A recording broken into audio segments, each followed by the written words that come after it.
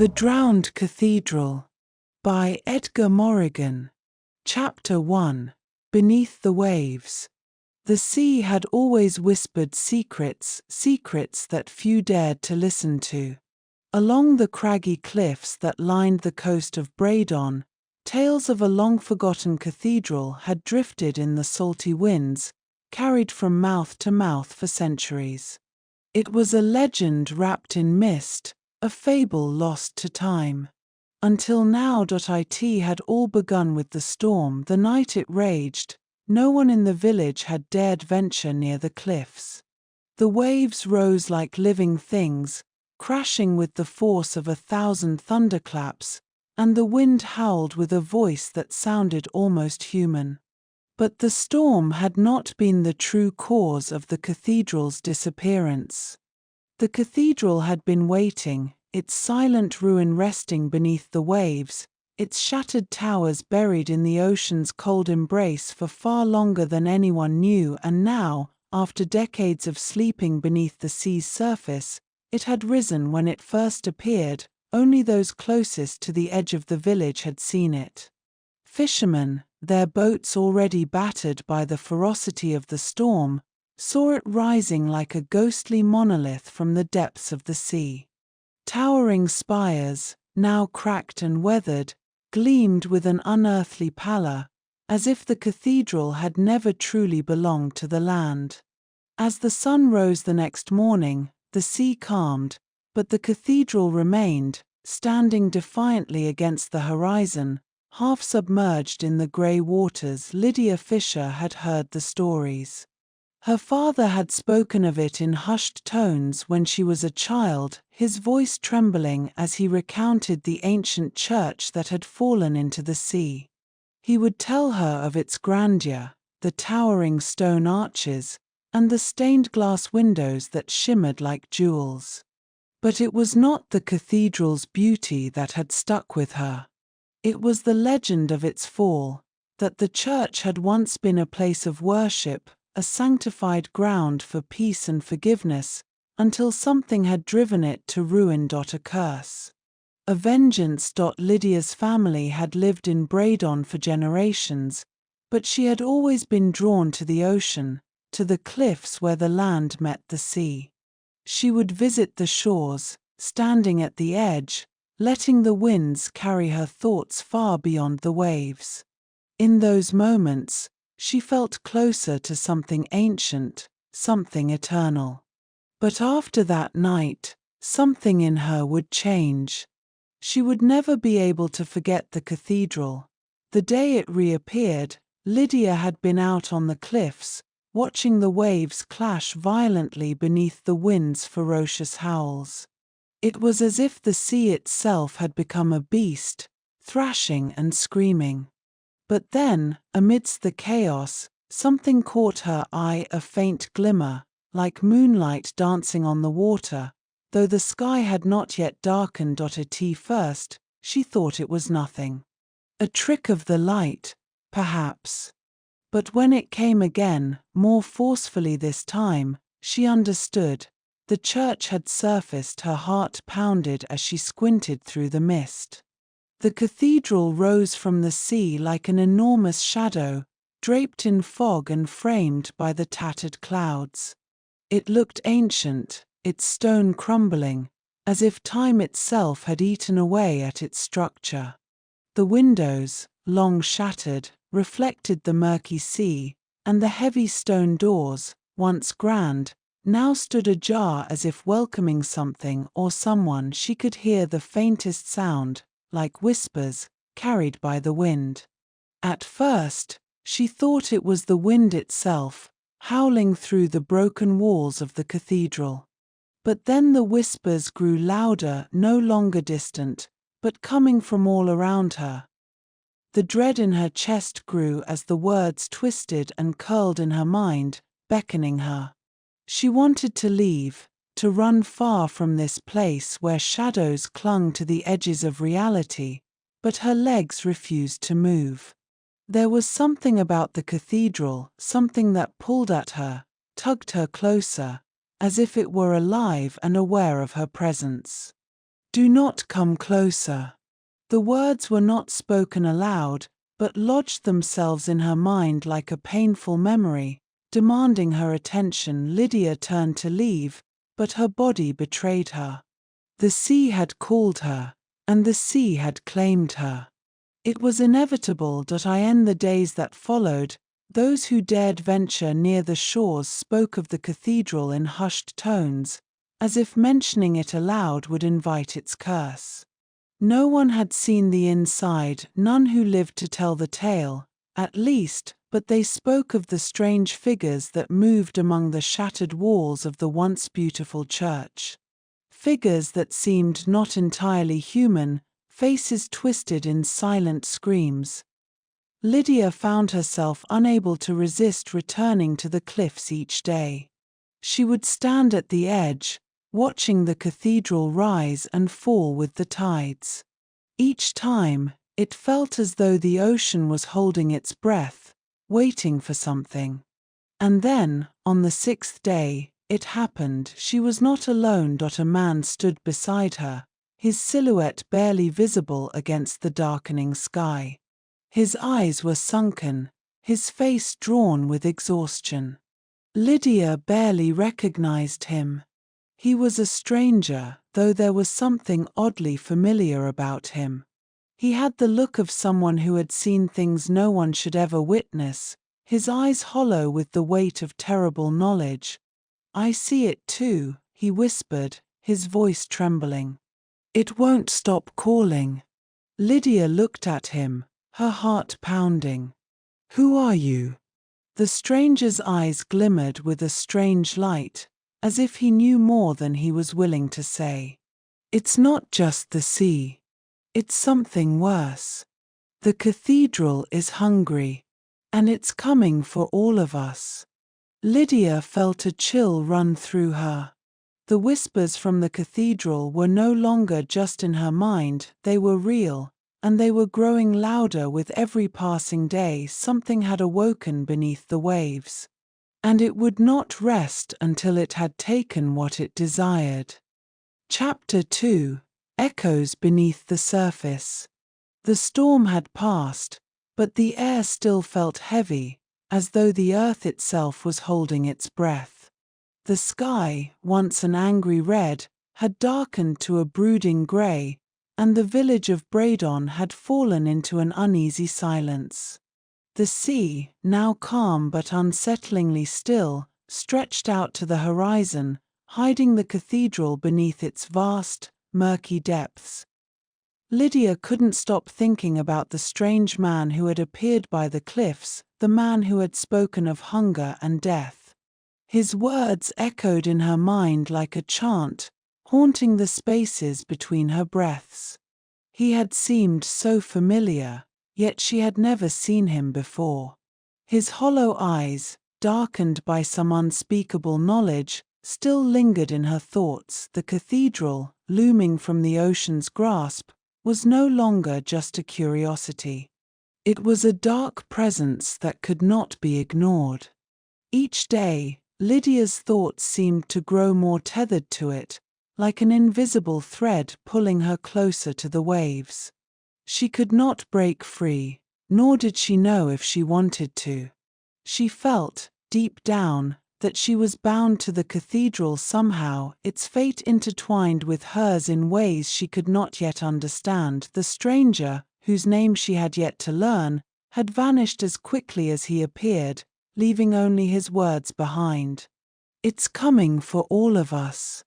She had returned to her small cottage by the sea that night, trying to shake off the feeling that the ocean was watching her, waiting for her to come back.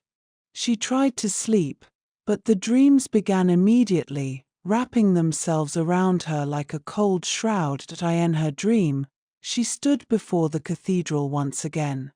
But this time, it was not half submerged in water. It was whole, towering before her with its dark spires piercing the sky. The stone was blackened, as if charred by an eternal fire, and the windows shimmered with an unnatural glow. As she stepped closer, She felt a presence inside the church, a force that moved beyond the realm of mortal understanding, something ancient and patient. She could hear whispers again, just as before, quiet at first, but then growing louder, more insistent, until they became a cacophony of voices. The voices of the drowned.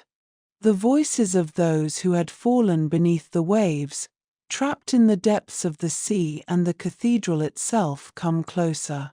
The words were not her own, but they seemed to draw her in, like the pull of the tide. Her feet moved against her will, the sand beneath her cold and unforgiving. She reached the steps of the cathedral, the ancient stones slick with the sea's relentless kiss. The doors creaked open, revealing the darkened interior. Inside, there was no light. Only shadows that writhed and shifted like living things. The air was thick with the scent of saltwater, mingling with something else, a rancid, fetid odor that made her stomach turn. And then, from the darkness, they came. The figures of those who had perished when the cathedral had first sunk beneath the sea. Their faces were indistinguishable, their eyes wide with fear and pain, as if they had died in terror, trapped in their watery graves. Their bodies were half drowned, their skin pale and slick with brine, but they moved, dragging themselves toward Lydia with an unnatural, jerking motion. Their mouths opened, but no sound came, only the whispers. Endless whispers of torment. "Save us," they seemed to say, though the words were faint, distorted by the water that had claimed them. Lydia tried to move, to run, but her feet were rooted to the spot, as though the cathedral had taken hold of her, binding her to it. She wanted to scream, but no sound escaped her lips.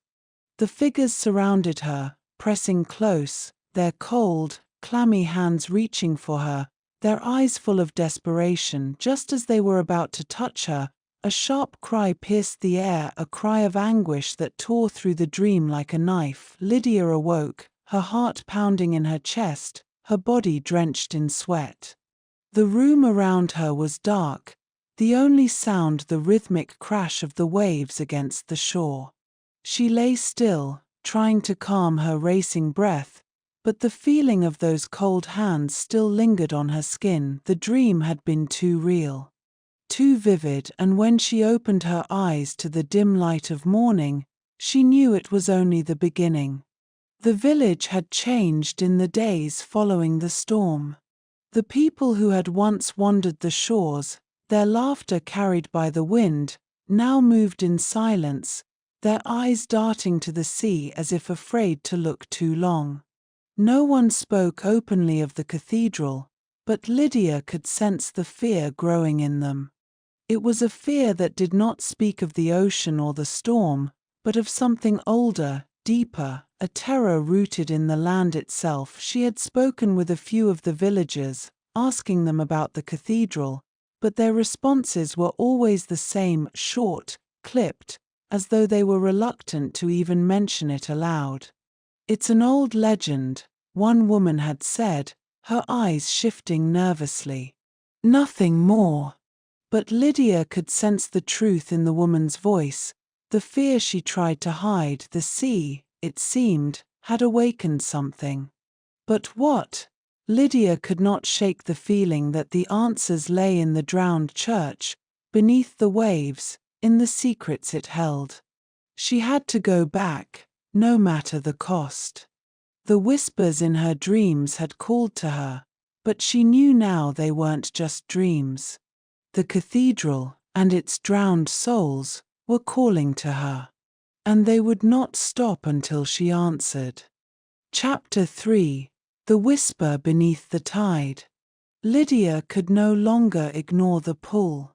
Every step she took on the cobbled streets of Braedon felt heavy, as though the very earth beneath her feet was conspiring to drag her toward the sea. She had tried to go about her daily life, tending to her small cottage, making visits to the market, speaking to the villagers with an air of normalcy.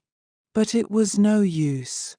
The pull grew stronger with each passing hour. It was as if the drowned cathedral was no longer merely a physical place lost beneath the waves, but a shadow that haunted her every movement. The dark presence that had crept into her dreams now lingered in the waking world. The wind carried faint whispers that seemed to come from nowhere. Her nights were filled with restless tossing, and her days, though bright, seemed filtered through a fog of dread.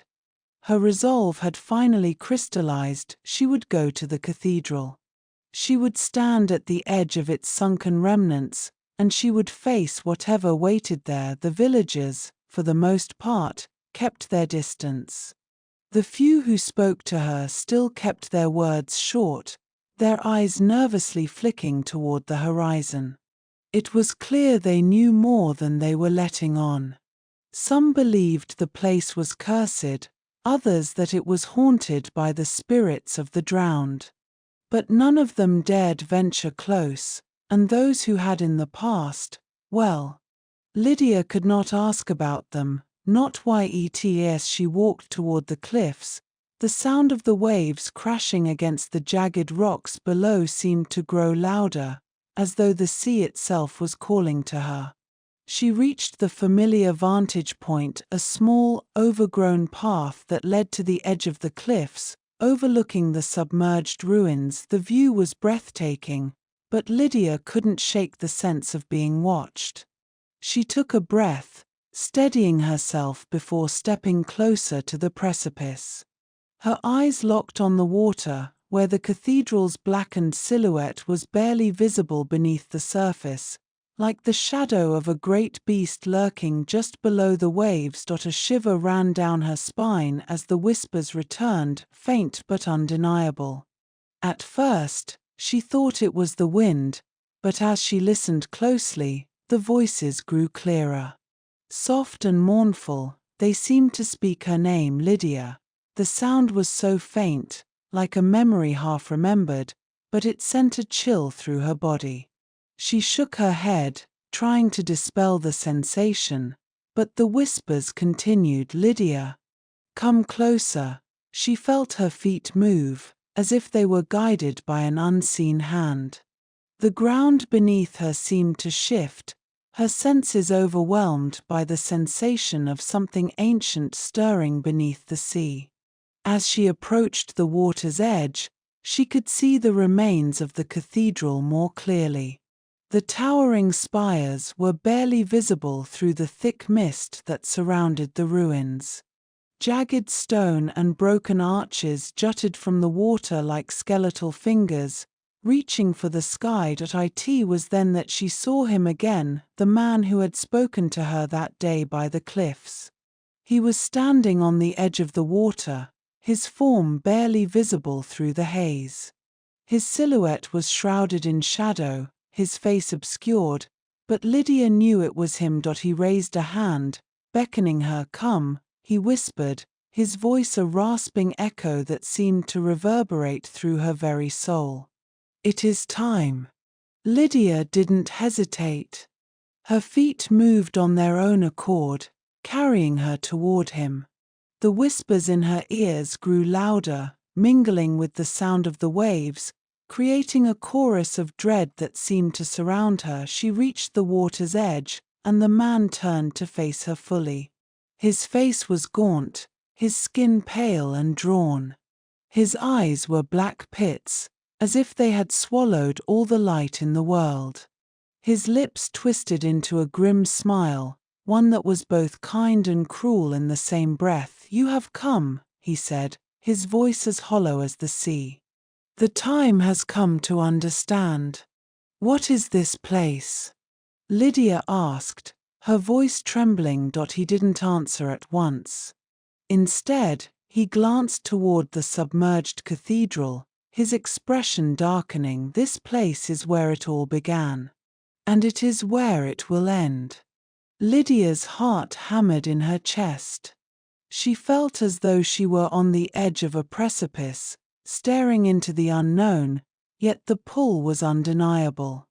She had come here for answers, and now they were within reach. The cathedral, she said slowly, why did it sink?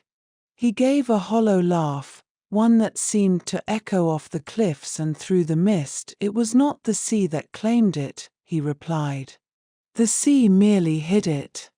The cathedral was a place of worship, but not for the living. It was built for something darker, something that should never have been. And now, those who died there are bound to it forever. Lydia shuddered. She had known, on some level, that the cathedral was not just an abandoned relic of the past. It was a prison, and its prisoners were still bound to it, still waiting for release. But why me? She asked, her voice barely a whisper. Why have I been called? The man's eyes narrowed, and for a moment, the shadows around him seemed to deepen. Because you are the key. You always have been. Lydia didn't know how to respond to that. Her mind spun with confusion and fear, but in the depths of her heart, a terrible truth began to take shape. You must come inside, he said. The answers lie beneath the waves. He began to step into the water, his long, thin form moving with unnatural grace. Lydia hesitated, but only for a moment.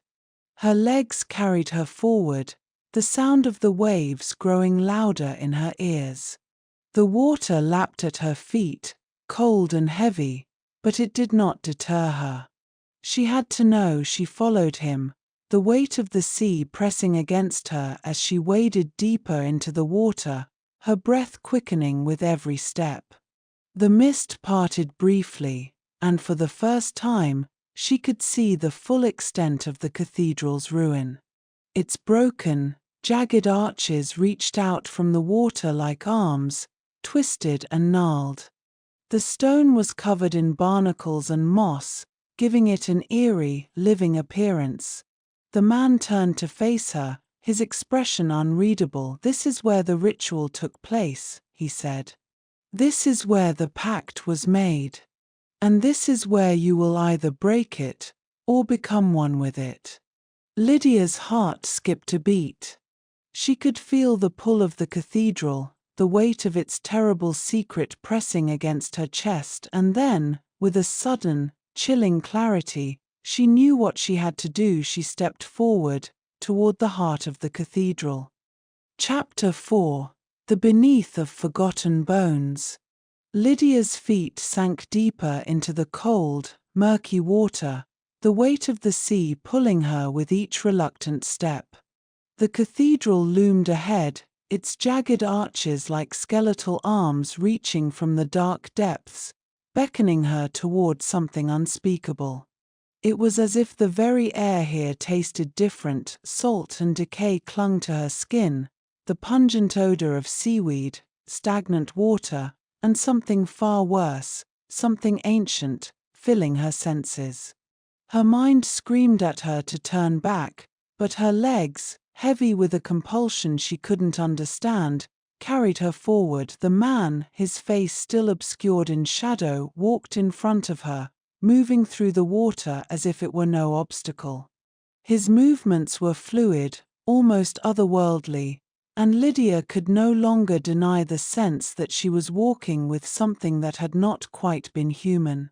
Her breath caught in her throat as she tried to make sense of everything. This place, this ruined cathedral submerged beneath the sea, had once been a house of worship. But now, it was the grave of forgotten souls, their fates sealed in the cold, salty embrace of the ocean. As Lydia stepped onto the rotting stone steps of the cathedral, a flood of visions began to overwhelm her. Images flashed through her mind in quick succession, fragments of long-lost memories, faces twisted in agony, figures moving through the water as though they had never been alive. Her eyes darted wildly, but there was nothing to be seen in the mist except the yawning darkness ahead. The man halted at the entrance, his form melting further into the shadowed depths of the cathedral's interior. She stood at the threshold, the very air around her thickening with the weight of forgotten things, and she felt the strange, creeping sensation that something unseen was watching her. The same chilling sensation that had lingered in her dreams now seeped into her waking life. It was as though the cathedral itself was alive, waiting to draw her deeper into its heart. "Come," the man's voice came again, thin and cold as the wind. "You must see." Lydia hesitated, then stepped across the threshold. The moment her foot touched the ground inside the cathedral, a wave of despair washed over her.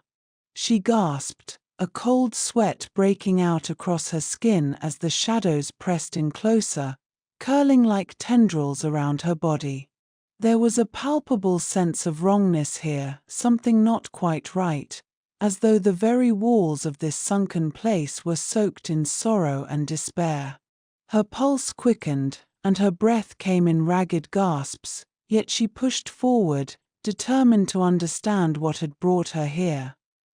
The man continued to lead her deeper into the heart of the cathedral, his presence a strange comfort despite the terror clawing at her chest. He led her past rows of broken pews, their wood warped and decayed by centuries of water. The air grew colder with each step, and the stone beneath her feet was slick, as though the cathedral itself wept, mourning its lost glory. In the center of the chamber, a large stone altar stood, draped in ancient cloths, now tattered and torn by the ravages of time and the sea. The stone was stained dark, as though years of blood had soaked into it, the water dripping from its edges in a steady, rhythmic flow. Lydia felt her heart skip a beat as she approached. It was a place of unspeakable rituals, a place where darkness had been conjured. "This," the man whispered, "is where it all began." Lydia felt herself drawn toward the altar, her feet moving against her will, compelled by an unseen force.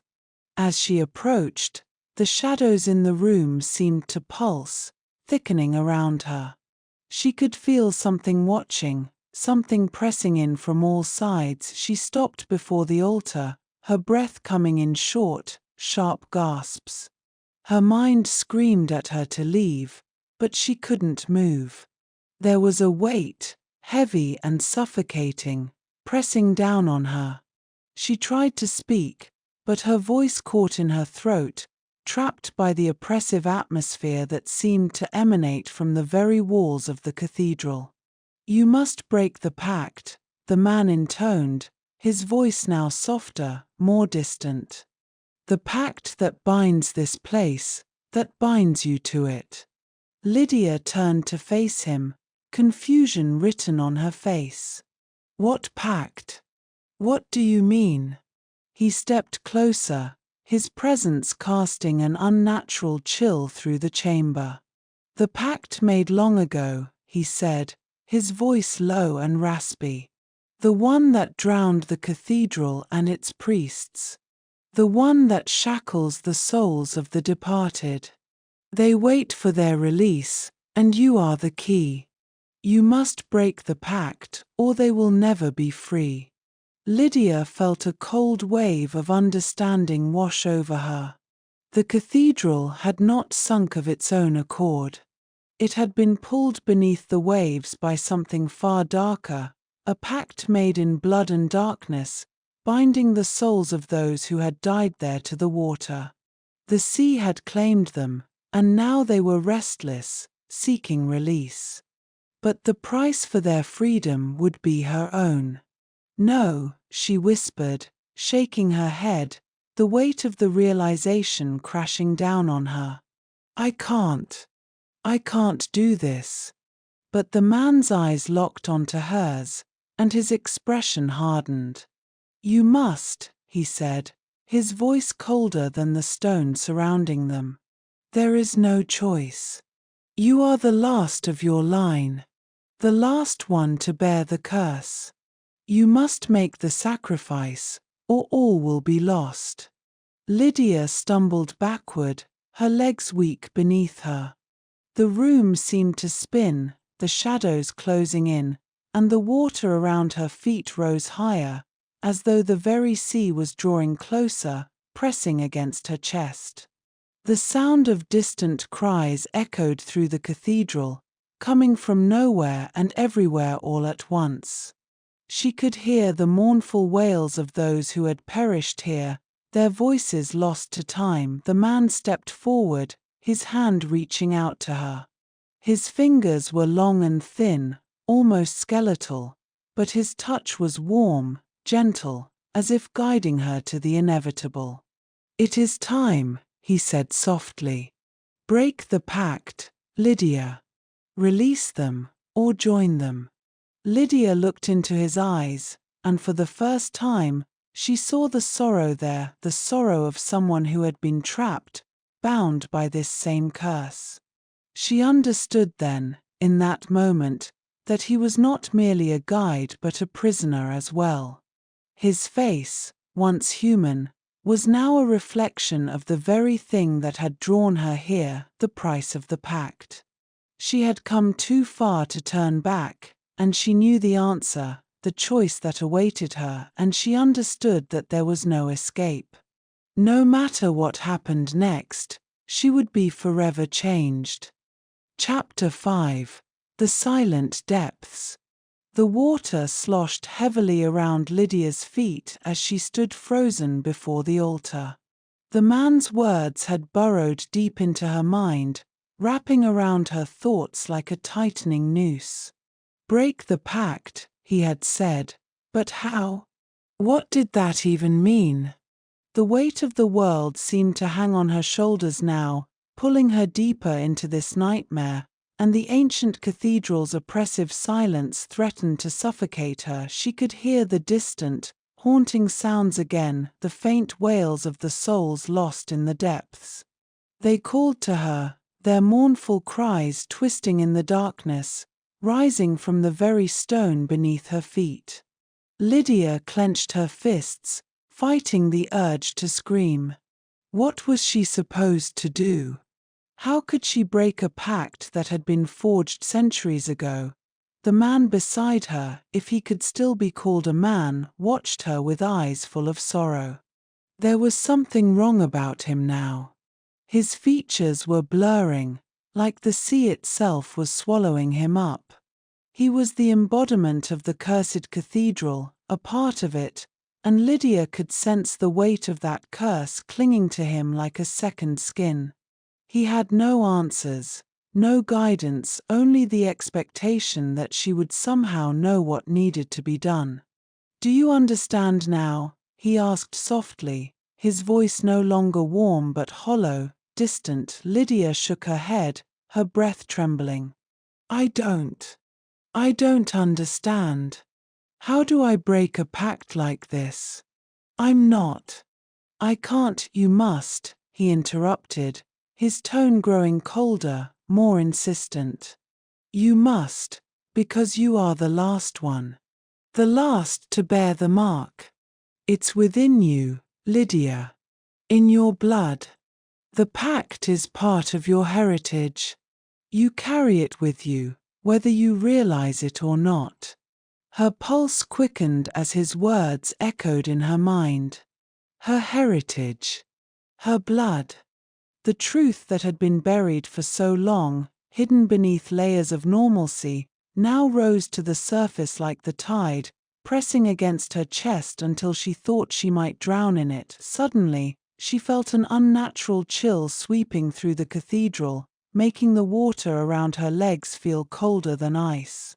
Her breath caught, and she glanced toward the entrance, where shadows began to gather in thick, oppressive masses. The cathedral, she realized with growing horror, was not merely a place. It was alive. It pulsed with an energy of its own, ancient and malignant. And those wailing souls, they were not distant echoes, but the very embodiment of the cathedral's curse, bound to this place for eternity. How do I break it? She whispered again, barely able to speak over the rising dread. The man remained silent for a long moment, his face flickering in the dim light like a reflection caught in turbulent waters. Finally, he stepped toward her, closer now, his voice barely audible. "You must descend," he murmured, his eyes clouded with a sadness that made her heart ache. "You must go beneath the altar. There, where the waters are deepest, lies the heart of the pact. If you can break the seal there, the curse will be undone. But be warned, the path is not without its horrors." Lydia's breath caught in her throat. Beneath the altar? The very idea made her skin crawl, but she knew, deep down, that there was no choice. If she was to save herself and perhaps the souls of those who were trapped here, she would have to face what lay below. But even as the words formed in her mind, a creeping sense of dread began to rise. What would she find in those dark waters? And could she truly break the pact, or was she destined to join the souls that cried out from the depths? The man nodded slowly, as though reading her thoughts. "You fear what lies below," he said softly. "But understand this, what you seek, what you need, is not just to break the pact. You must confront it, understand it. The pact is not a simple curse. It is born of grief, of rage, of an ancient wrong that needs to be set right. You must face it with your heart open, or you will become one with them." Lydia felt as though the world was crumbling around her. The weight of the task ahead pressed down on her, and her chest felt tight, as if she couldn't draw in enough air to fill her lungs. She closed her eyes for a moment, trying to steady herself. There was no escaping this. The cathedral had already claimed her, whether she wanted it or not. Steeling herself, she turned toward the altar, her gaze tracing the ancient carvings that adorned its stone surface. Her fingers tingled with an unspoken energy, drawn to the altar as if some unseen force were urging her forward. But before she could move, a sudden rush of water surged up around her legs, pulling her back toward the center of the room. The cathedral seemed to shake, and Lydia stumbled, her heart pounding in her chest as the shadows deepened. The wailing grew louder, a chorus of voices wretched with sorrow and hunger. She gasped, her breath freezing in her lungs as the water began to rise higher, faster, until it swallowed the room, drowning out the light. Lydia's mind reeled. The cathedral was no longer just a place. It had become a living thing, a beast hungry for her soul, desperate to keep her here forever. The man's voice rose above the chaos, his tone now harsh and urgent. "Go beneath. There is no more time." Lydia's mind screamed at her to run, to escape, but her body refused to obey. She moved toward the altar as if drawn by a force stronger than her will, and the moment she placed her hand on its stone surface, the world around her cracked open. A sudden rush of water flooded the room, rising higher and higher, pulling her down into the very heart of the cathedral.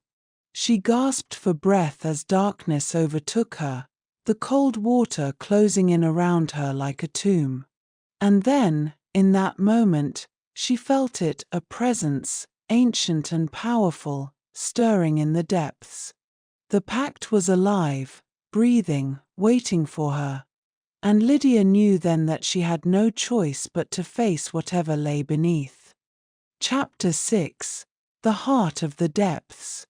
Lydia's lungs burned as the water rushed around her, cold and relentless, tugging at her limbs as if the cathedral itself sought to drown her.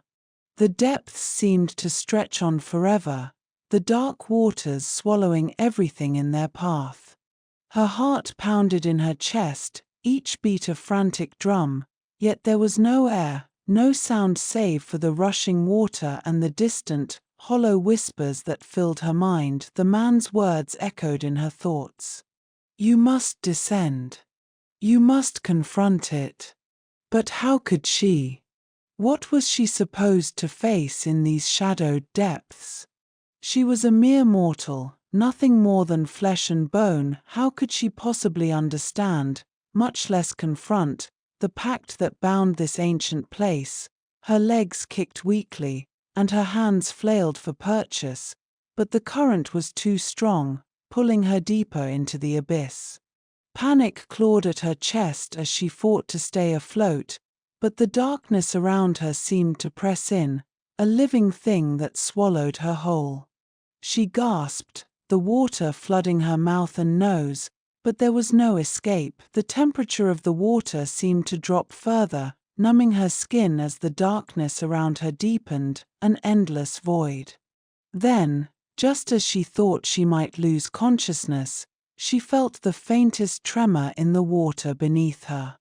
The pulse of something ancient, alive, and undeniably sinister. Her body froze. A sharp, jagged pain ripped through her chest, as if a cold hand had gripped her heart.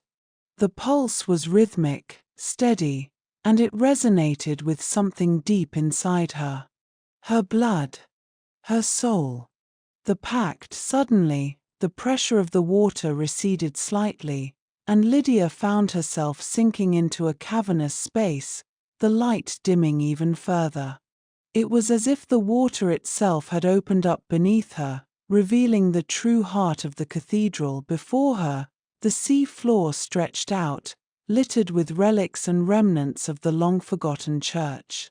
Fragments of stained glass glistened like shards of broken dreams, reflecting the faintest sliver of light from above. Ruined pillars jutted from the depths, their once proud forms now bent and cracked, as though the cathedral itself had been broken by some unimaginable force. In the center of the cavern, she saw it, a massive altar, its stone surface covered in layers of algae and barnacles. It was ancient, twisted, and covered in markings she couldn't decipher. Around the altar, the water seemed to move unnaturally, swirling in tight, circular motions, as if something was stirring beneath. A cold shiver ran through her body. The presence was here. She could feel it. The pact. The dark force that had corrupted this place for centuries. Lydia's breath hitched as her gaze fell upon the altar. A sharp, jagged object protruded from its center, an obsidian shard, black as night, covered in strange symbols that seemed to pulse with an eerie, otherworldly energy. It was the source. The heart of the pact. She was drawn to it, compelled by an invisible force. She reached out, her fingers trembling as they hovered above the sharp edges of the shard. Something within her recoiled in fear, but she could not look away for a moment. She hesitated. What would happen if she touched it? Could she truly break the pact? Or would she be consumed by it, just like the souls who had been lost in the depths of the sea? The whispering voices from the drowned souls grew louder, more insistent, their mournful wails filling her ears. They were beckoning her, urging her to take the final step. Lydia closed her eyes, taking a steadying breath. There was no turning back now. She had to do this. For herself. For the souls trapped here. She had to break the pact before it consumed them all. Her fingers grazed the obsidian shard. The moment they made contact, the water around her seemed to freeze. A shock of cold coursed through her, seizing her entire body, and the world around her seemed to collapse into itself. The darkness swirled, thick and oppressive, as if the very depths of the sea were coming alive, coiling around her in an endless tangle of fear and fury. Her heartbeat raced in her ears, but it was drowned out by the roar of an unseen force. The water churned violently, and for a moment, Lydia felt as if she were being torn apart, pulled between two worlds, the world of the living and the world of the drowned, and then, in the midst of it all, she heard a voice, a low, guttural murmur that reverberated through her bones. "You dare to break the pact!" Lydia's eyes snapped open, and her breath caught in her throat as she saw the figure standing before her. The man, or what was left of him, was no longer human. His form was twisted and contorted, his skin mottled and translucent, as if he were made of the very water around them. His eyes burned with an unnatural fury, and his voice, low and commanding, cut through the darkness. "You cannot undo what has been done," he growled, his voice like the crashing of waves against the shore. "The pact was forged in blood, in grief. It is not something you can simply break. You cannot erase the sins of the past." Lydia's heart thudded painfully in her chest. The realization hit her like a tidal wave. This was not just a curse. It was something much deeper. The pact was tied to the very fabric of the cathedral, to the souls it had claimed, to the grief and rage that had birthed it. She stood her ground, her hands trembling but resolute. "I will not let it continue," she whispered, her voice barely audible above the crashing water. "I will break it. I will free them."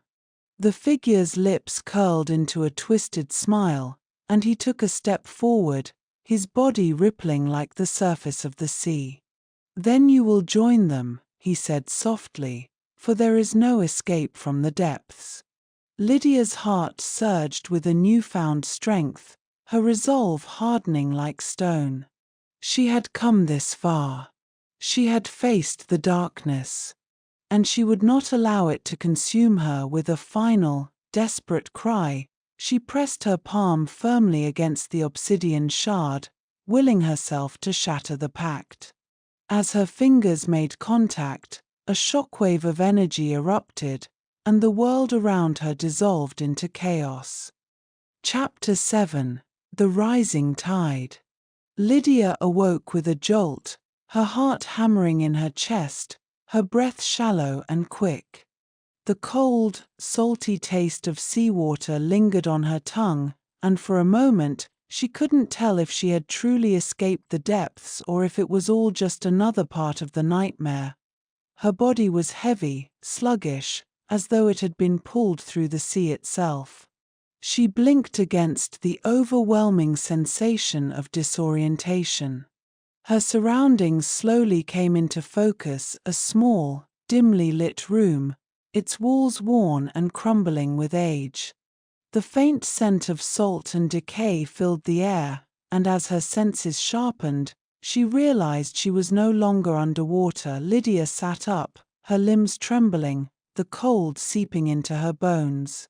She wiped her mouth, expecting to find the wetness of the sea, but there was only the dryness of her own skin. The warmth of the room seemed to mock the chill that clung to her. Yet, despite the oppressive heat, a deep sense of dread gnawed at her. The moment she had touched the obsidian shard, something had shifted. But what? Had she truly broken the pact, or had she only opened a door that could never be closed? The whispers from the drowned souls still echoed in her mind, a constant murmur that seemed to come from everywhere and nowhere. She shivered at the thought, and for the first time since her arrival, she was unsure of where to turn next. The door creaked open behind her, and Lydia's breath caught in her throat. She spun around, her muscles tense, ready to fight whatever monstrosity might appear. It was only the man, the figure who had once been bound to the cathedral, the one who had led her here, but now something was different. His eyes were empty, hollow like the cathedral's sunken ruins, but there was no sign of the grotesque form he had once become. He looked human again, or as close to it as one could after being drowned in the depths of the sea. "You're awake," His voice was a whisper, like the pull of the tide. He took a tentative step into the room, his gaze fixed on her with a mix of longing and fear. Did it work? Did you break it? Lydia swallowed hard, her voice weak but steady. I don't know. Her gaze fell to the floor, and for a moment, the weight of her failure seemed unbearable. It was like a storm, an explosion of power. I couldn't control it. He shook his head, his expression distant, lost. There was never control. There was only the pact. A deal made in desperation. A curse bound to the cathedral itself. The souls are still here. The water is still here. His words stirred something deep within her, a flicker of understanding. The water. The pact. It was not enough to simply break the link between them. It was tied to something more fundamental than the church itself. It was tied to the sea, to the very forces of nature. The pact wasn't just between me and the cathedral, he continued, his voice barely audible over the rising storm outside. It was between the sea and the souls that drowned. Between all of us and the anger that lies beneath the surface. We cannot escape it. Not until it has claimed everything it desires. Lydia's pulse quickened. The storm outside, the shifting tides, it was all connected. The pact had always been part of something larger, something more ancient and far more dangerous than she could have ever realized. She had come here seeking answers, thinking the cathedral was the key, but the truth was more terrifying. She was not merely fighting a curse. She was fighting the very rage of the ocean itself. "You're wrong," she said, her voice trembling with determination. "I'm not giving up. There has to be a way. We can still undo this." The man stepped closer, his hand reaching out as if to touch her, but he faltered. "You don't understand. It's too late for us. The cathedral is not just a place. It's a living thing. And the sea remembers everything." Lydia rose to her feet, the weight of her decision pressing down on her shoulders. She couldn't let this end here. She had to find a way to end the curse, to free the souls trapped beneath the waves. As she crossed the room toward the window, the howling wind carried with it the faint sound of the ocean's fury. The storm outside was not just a tempest, it was a reflection of the madness that churned in the depths.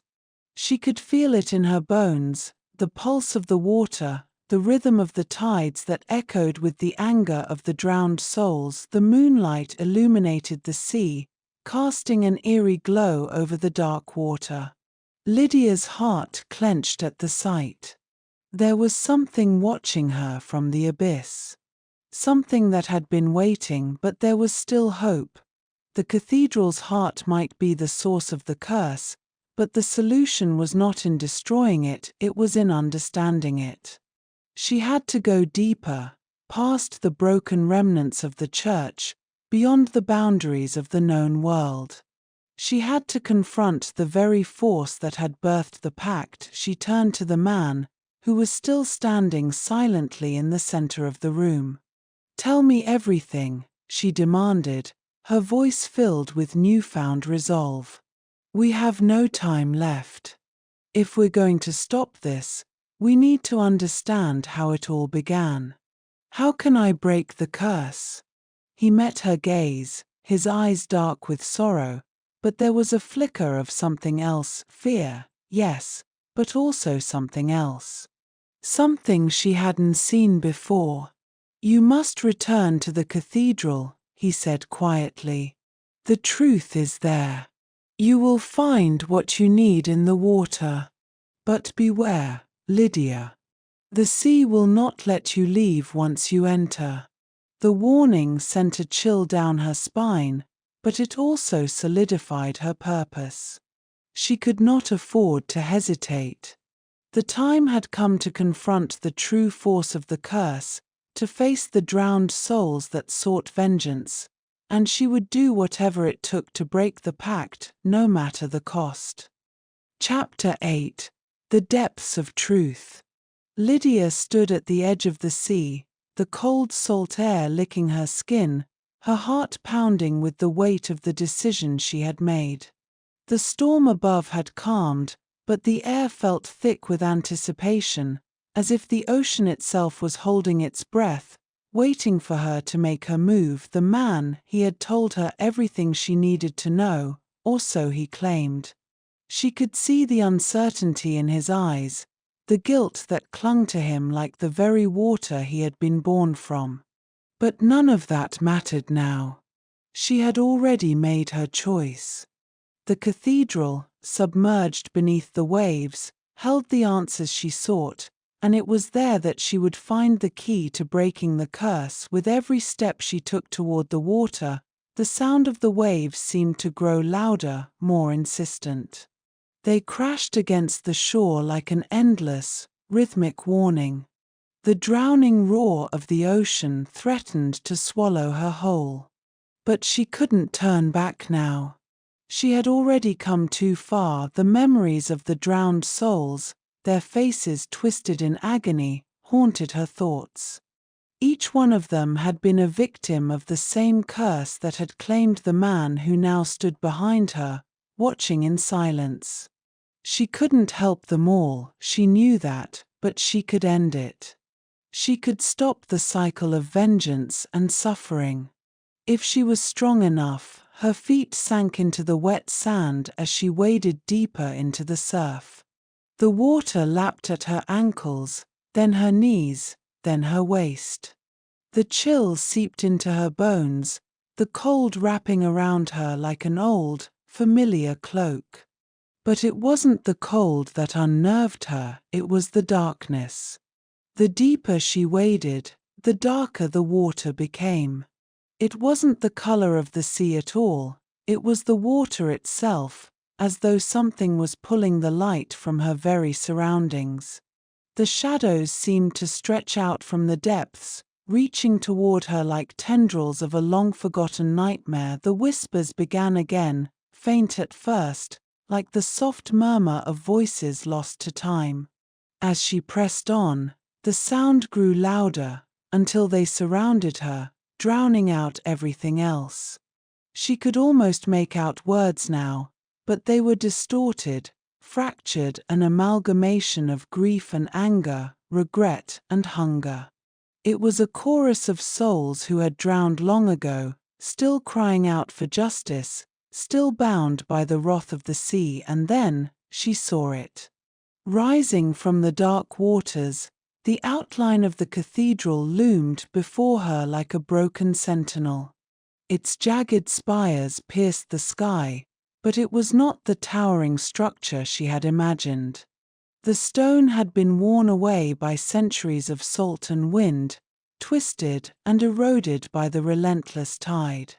The once grand church was now a ruin, a ghost of its former self, but the magic, the curse, remained, coiled like a serpent beneath its decaying walls. Lydia felt a strange pull in her chest, as if the cathedral itself were calling her. She hesitated only for a moment before stepping forward. The cold water reached her chest, then her shoulders, until it was over her head, pulling her down into its depths. And then, silence. For a moment, Lydia felt suspended in time. The darkness around her was absolute, the water a suffocating embrace. Her breath caught in her throat, but there was no panic. There was no fear. It was as though the ocean had swallowed her whole and she had become part of it, a single drop in an endless, undulating sea. She opened her eyes, and through the murky water, she saw it, the cathedral, submerged and abandoned. The once holy place had become a tomb, a grave for the souls trapped within its walls. The stained glass windows, now cracked and warped, seemed to shimmer faintly beneath the surface, casting eerie, fractured reflections on the water around her. The altar stood at the far end, surrounded by skeletal remains of long-dead priests and worshippers. The scent of decay and salt filled her nostrils, mingling with the soundless whispers of those who had perished, but among the rubble, there was something else. A shadow. A shape that did not belong to the cathedral. Lydia's pulse quickened as the figure seemed to shift, emerging from the darkened corners of the church. It was tall, its form vaguely human, but distorted, twisted, as though it had been bent out of shape by the very ocean itself. Its eyes, if they could even be called eyes, glowed with an unnatural, otherworldly light. It was one of the drowned souls. The creature moved slowly toward her, its body twisting unnaturally as it glided across the water, the sound of its movements muffled beneath the crashing waves. Lydia could feel the coldness of its presence, the weight of its ancient wrath pressing against her like a physical force. It was angry. Angry at her, at all who had dared to disturb the silence of the deep. "You should not have come," the creature whispered, its voice a rasping echo of the wind. "The curse is not yours to break." Lydia stood frozen, her body trembling with a mixture of fear and determination. "I didn't come to break it. I came to end it." The creature's laugh was a hollow, empty sound, like the rattling of bones in the depths. "You think you can end it? You think you can escape the depths? The pact is not yours to sever. You cannot change the tide of fate." But Lydia did not flinch. She had already made her decision. She had already seen too much, learned too much to turn back now. The creature lunged at her, its form a blur of shadow and water. But just as it reached her, the world seemed to freeze. The water stopped moving.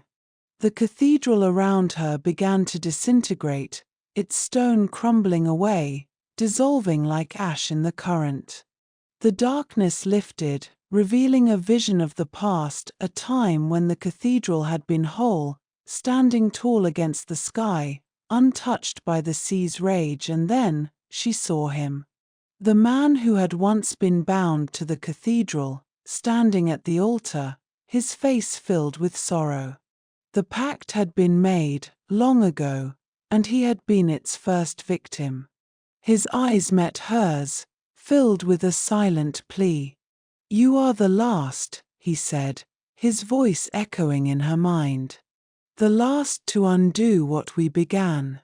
You must face the truth and end it." The vision faded, and Lydia found herself standing at the altar, the creature gone. The water around her had become still, and in the silence, she knew the truth. The pact was not merely a curse, it was a cycle, one that could never truly be broken. But there was a way to end it. Lydia closed her eyes and reached for the altar, her fingers brushing against the cold stone. She spoke the words that had been given to her, the final words of the curse. And as she did, the water began to recede, the cathedral slowly rising from the depths, freed at last from the ocean's grip. But as the waves pulled back, she knew she had not escaped the sea. The sea had never truly let her go. Chapter 9: The Return to Silence. Lydia stood on the now dry sand, staring out over the sea. The air was thick, heavy with the scent of brine, and the sky above was painted with streaks of orange and purple, the dying remnants of a storm that had raged on for days. The water had receded, and the cathedral, once lost beneath the waves, now stood in silent ruin on the edge of the shore. It seemed almost forgotten. The waves, so relentless and suffocating just hours ago, now lapped at the shore like a cat's soft paw, hesitant and unwilling to come too close. The ocean was still, but Lydia could feel its pulse beneath the surface. It was alive with something ancient, something patient. She swallowed hard. The weight of what she had done pressed against her chest like a stone, heavy and unyielding. She had been so sure, so determined to break the cycle, to end the curse. But now, standing before the cathedral, she felt the truth of what the creature had told her. The curse would never truly end. The man, her lover, the one who had borne the curse so long, was gone. He had given everything, his life, his soul, to the sea, all in an attempt to stop what had already begun. But the sea was a thing of its own, older than the world itself, and no matter how much it was beaten back, it would always return. It was only a matter of time. She turned toward the cathedral, its crumbling stone walls now standing stark against the twilight sky. The structure seemed as much a part of the sea as the waves themselves, an extension of the depths, of everything that had been lost and forgotten. The stained glass windows, still cracked and battered, caught the last light of the setting sun, casting a faint, mournful glow on the water below. And yet, despite the destruction, the cathedral had not been completely consumed. It stood now as a reminder, a witness to all that had come before. Lydia, a voice called from behind her. It was a man's voice, low and hoarse, filled with something dark and unspoken. Lydia, you must come back. She turned slowly, her heart tightening as her eyes fell on the figure standing just behind her. It was him, the man who had once been bound by the curse. His presence was the same, but there was something different about him now. He was no longer the man she had known. He was something else, something both more and less. His eyes, dark and endless, held a depth of knowledge that was not his own. "You're here," she said, her voice trembling. "How are you here?" He took a slow step toward her, his face drawn and weary. "The sea keeps its promises," he said, his voice far too calm. "The pact was never broken, only delayed. We are both part of it now." Lydia shook her head, her thoughts swirling in confusion. "But I did what was asked. I recited the words. I faced the creature in the depths. The curse should have been broken." His smile was faint, but it held an eerie sadness. "No, Lydia. The curse is not something that can be broken. It can only be paused. The sea does not forgive. It does not forget." She stepped back, a tremor running through her limbs as she looked out at the ocean once more.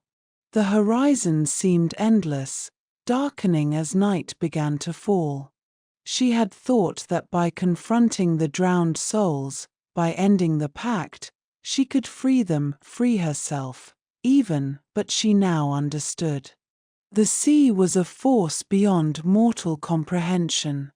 It was not a thing to be tamed. It was an ancient cycle that could not be stopped. "I don't want to be part of this," Lydia whispered, her breath shaky. "I want to leave. I want to be free." "You cannot leave," he replied, stepping closer to her. "You've crossed into the depths, and now you belong to it. You are bound, as I am." The words sent a cold shiver down her spine. She had fought so hard to escape the sea's grip, to find a way to break the curse, to save him, to save them both. But now, standing here, she realized the terrible truth. There was no escape. The water at her feet began to rise again, slowly at first, then more rapidly, as if the ocean itself had taken note of their conversation. The waves crashed against the shore with newfound aggression, the sound a distant roar in her ears.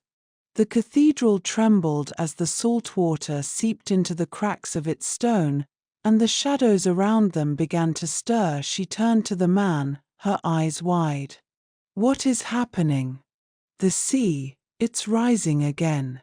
"I thought you thought wrong," he interrupted, his voice like a whisper against the wind.